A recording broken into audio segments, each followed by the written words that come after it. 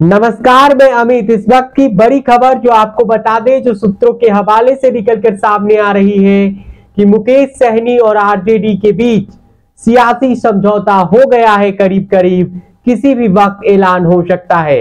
यानी विकासशील इंसान पार्टी इंडिया गठबंधन के साथ मिलकर चुनाव लड़ने जा रही है। बड़ी खबर यही निकलकर सामने आई है।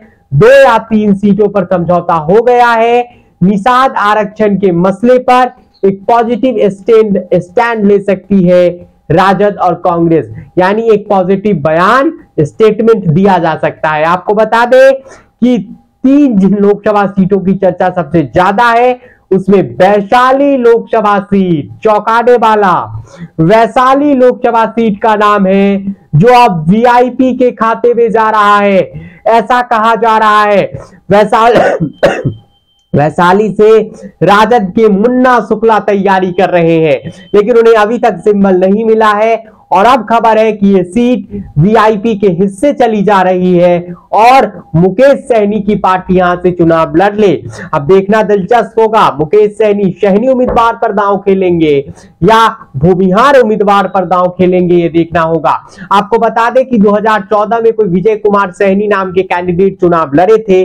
करीब 1 लाख के आसपास वोट लेकर आए थे। वैशाली लोकसभा सीट में मल्लाहों की संख्या है, निषादों की संख्या है। आपको हम बता दें कि मीनापुर लोकसभा कॉन्स्टिट्यूंसी जो है, उस कॉन्स्टिट्यूंसी में एक अहम रोल है मल्लाहों का, एक बड़ी आबादी है मल्ला वोटरों का।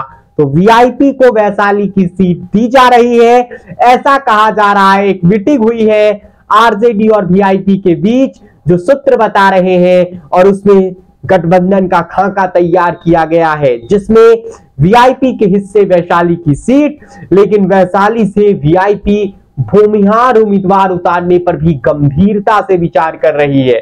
तो इस रेस में आरजेडी से आने वाले मुन्ना शुक्ला को वीआईपी उम्मीदवार बनाएगी या फिर विकासशील इंसान पार्टी कोई और भूमिहार चेहरे पर दांव खेलेगी। कहा जा रहा है कि पूर्व मंत्री अजीत कुमार और अमर पांडे की पत्नी विनीता विजय की नामों की चर्चा है कि वे वीआईपी में शामिल होकर चुनाव लड़ ले।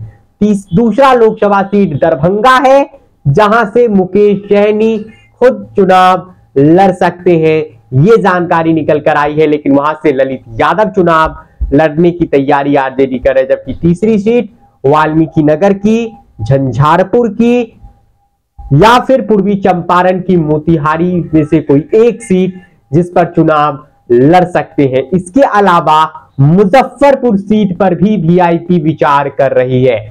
सीटों का अनाउंसमेंट जल्द होगा, गठबंधन का ऐलान जल्द हो सकता है। वैशाली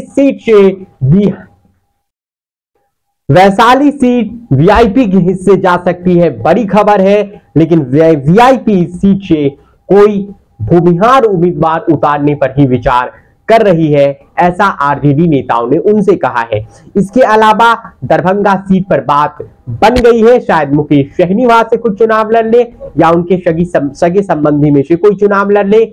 एक और सीट वाल्मीकि नगर है, झंझारपुर है और पूर्वी चंपारण की मोतिहारी है। इनमें से कोई एक सीट पर वीआईपी और उम्मीदवार उतार सकती है।